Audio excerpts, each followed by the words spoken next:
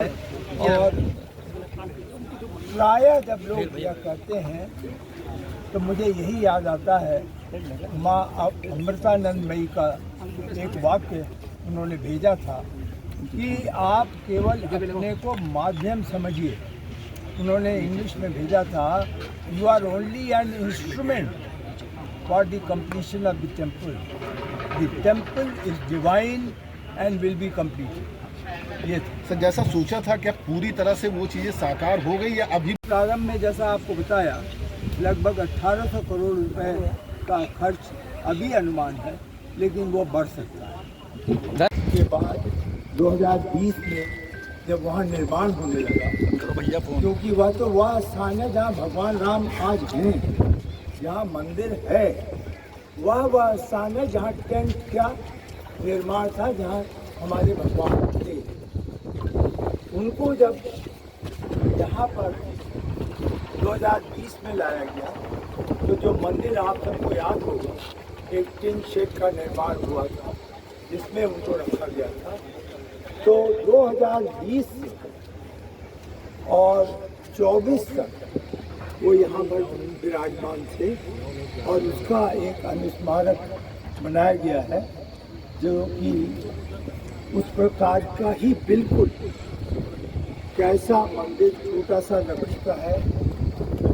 जो टेंट वगैरह है वो भी रखे जाएंगे याददाश्त के लिए, और एक सदैव एक जो एक तरीके से आरसी की व्यवस्था है 24 घंटे की, वह भी यहाँ की जाएगी। जी ने कहा कि यहाँ के लोगों को विश्वास है कि लक्ष्मण जी का मंदिर बनना चाहिए, शेषावतार मंदिर, और यहाँ पे था पहले।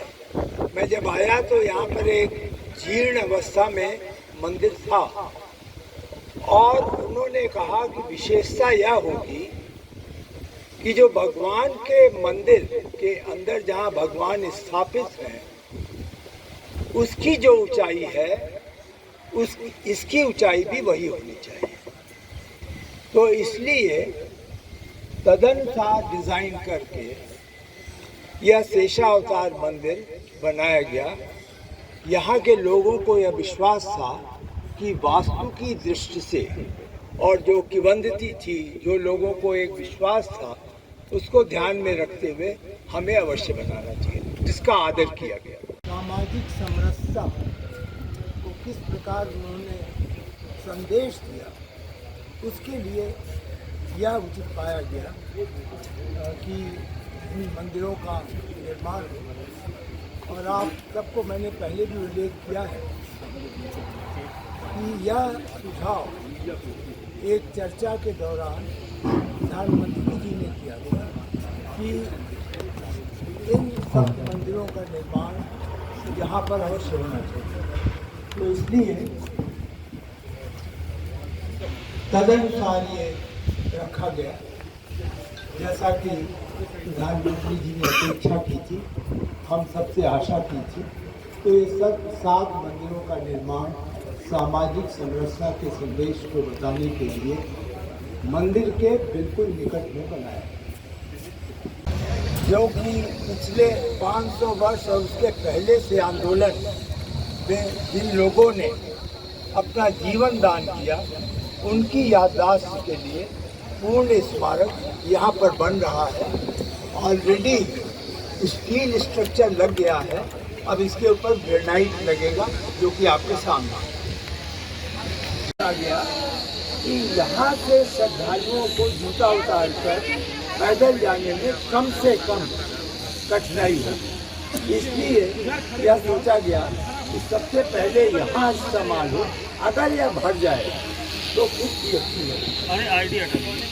ये पूर्ण हो चुका है और ये हस्तांतरण के बारे में एक अजीब सा इतिहास होता है। मंदिर का निर्माण पूर्ण नहीं होता। आप शुरुआत से लेकर अगर बात की जाए 92 से लेकर अब तक दोनों चीज़ देख रहे हैं, तो किस तरह से देख रहे हैं उसको लेकर? ये तो मुझे 2020 में यह कार्य दिया गया था। उससे पहले इसमें जो आंदोलन था, जो कानूनी अड़चनें थीं, 2014 से मैं साक्षी हूँ उनके बारे में कि किस प्रकार से सुप्रीम कोर्ट में निर्णय की प्रतीक्षा की जा रही थी। तो यह सब एक अपने में इतिहास है और आप लोगों को संतोष होगा जो म्यूजियम बन रहा है, संग्रहालय बन रहा है, राम कथा संग्रहालय सरयू नदी के तट पर, उसमें एक पूरा कक्ष लीगल सेल का वहाँ पर 500 वर्षों का प्रदर्शित होगा और एक पूरा कक्ष जो है वो खुदाई में जो चीज़ें मिली जिससे कि इसकी आयु का अनुमान लगता है वो अभी उसमें प्रदर्शित होगा। तो बहुत कुछ संग्रहालय से आपको जानकारी मिलेगी। सर भाऊ जी कब से श्रद्धालु पूरे दर्शन करेंगे? इधर देखिएगा जी, कब से सर? हाँ जी, ट्रस्ट का निर्णय है, ये मेरे कार्य क्षेत्र में नहीं है। मैंने उनसे निवेदन किया है। मुझे इधर भी देखिए कल जानकारी मिली है कि संभवतः 14 तारीख से एक सीमित संख्या में लोगों को दर्शन कराया जाएगा और 3 महीने के अनुभव के बाद उसे और व्यापक कर प्रांगण में अन्य मंदिर। तो एकमात्र मैं आपसे निवेदन करूँगा बहुत ह्यूमिलिटी के साथ कि यह किसी प्रकार से प्रारंभिक योजना का हिस्सा नहीं था। ये सब चीजें जुड़ती गई। प्रारंभ में यह भी अनुमान नहीं था कि कितना बजट होगा, धनराशि कहाँ से आएगी, लेकिन जो भी एक प्रकार से दैविक शक्ति ने प्रेरणा दी, लक्ष्य दिया, उस दिशा में पूर्ति हुई। आप अनुमान लगाएं कि लगभग 2000 करोड़ रुपए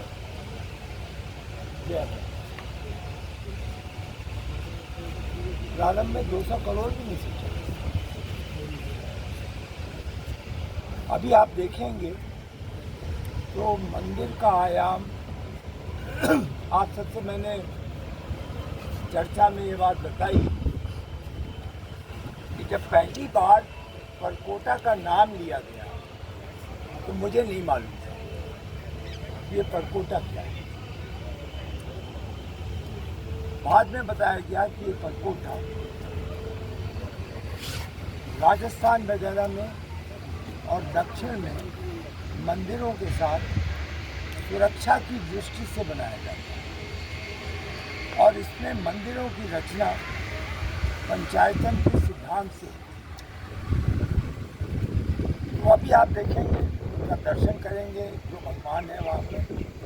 हम अभी वर्तमान में सब मंदिर पर खड़े हैं। आप चाहेंगे तो उसका क्या विवरण है वो यहाँ लगा हुआ है और हम आपके साथ मंदिर में चलेंगे। आप एक बार मंदिर देख लें, सातों मंदिर। और हमारा कार्यक्रम यह है कि ये 7 मंदिर देखकर फिर हम स्मारक देखें, जो 2 स्मारक बने हैं बगल में, जो यहाँ पर सामान जमा करने की फीस है, जो PFC है, तो PFC के सामने बना है, यहाँ आप देखेंगे। आप इसके अलावा परकोटा के बगल में जो माल जमा करने के लिए व्यवस्था है, वो अभी आप देखें कि किस प्रकार से क्यों सोचा गया, क्या कारण था कि परकोटे के पास इसको रखें। तो यह सब जानकारी आपको हम देंगे। अभी आप कृपा करके प्रारंभ कर लें कि आप इस प्रांगण में 7 मंदिरों का दर्शन करें। पहला मंदिर परिसर में है और ये शेषा अवतार मंदिर का दृश्य है। शेषा अवतार मंदिर में भगवान श्री लक्ष्मण जी विराजमान है, श्री राम जी के सुपुत्र, श्री राम जी के भाई।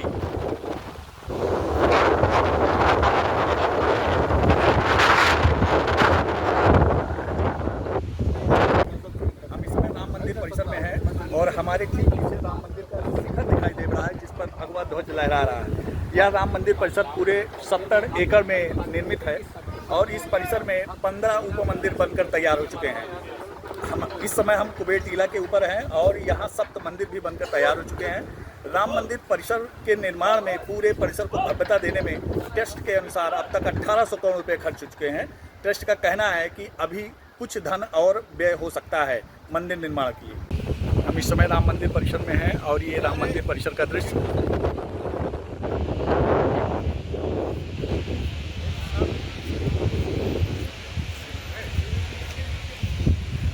ये राम मंदिर परिसर का परकोटा है। शेषा अवतार मंदिर पे हैं। ये शेषा अवतार मंदिर पे प्रवेश कर रहे हैं। शेषा अवतार मंदिर पे कुल 14 सीढ़ियाँ हैं। 14 सीढ़ियाँ चढ़कर शेषा अवतार मंदिर का दृश्य दिखाई देता है। शेषा अवतार को ये देखिए, शेषा अवतार मंदिर का प्रवेश द्वार। लक्ष्मण जी को भगवान शेषा अवतार का शेषा अवतार माना जाता है। ये शेषा अवतार मंदिर का विग्रह महर्षि विश्वामित्र जी का मंदिर है।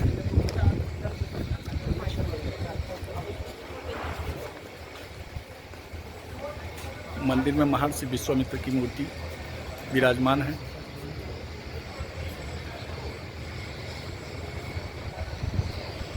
ये महर्षि वशिष्ठ का मंदिर है। सप्तमंडपम का एक हिस्सा है और सप्तमंडपम का पहला मंदिर महर्षि वशिष्ठ का ही मंदिर है। यहाँ महर्षि वशिष्ठ के जीवन के बारे में उल्लेख किया गया है।